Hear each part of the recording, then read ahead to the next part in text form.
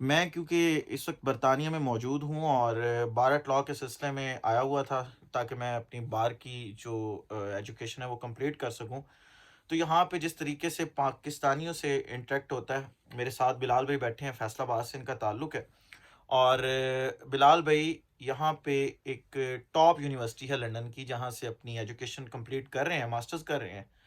انہوں نے مجھے آج ایک نئی بات بتائی اور وہ یہ تھی کہ اب بھی عمران خان کی زندگی پر، عمران خان کی سیاست پر یہاں کی یونیورسٹیز جو ہیں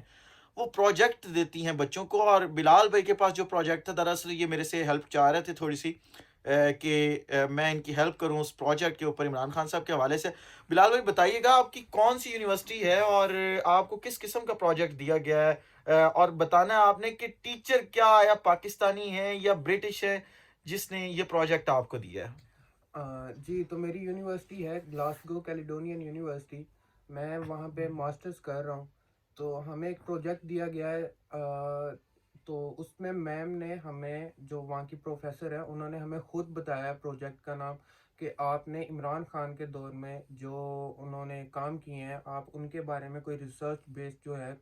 کویسچنیئر بنائیں اور ہمیں اس کے بارے میں بتائیں تاکہ ہم وہ کلاس کے اندر آپ لوگ وہ پریزنٹ کریں اور لائک اپنا وہ بتائیں کہ آپ نے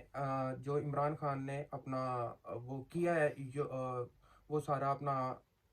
جو بھی انہوں نے اچھے کام کیے ہیں یا جو بھی جس وجہ سے، مطلب اس سارے بات کا کہنے کا مقصد یہ ہے کہ ہمارے ہاں یہاں پہ جو برٹش نیشنل ہیں،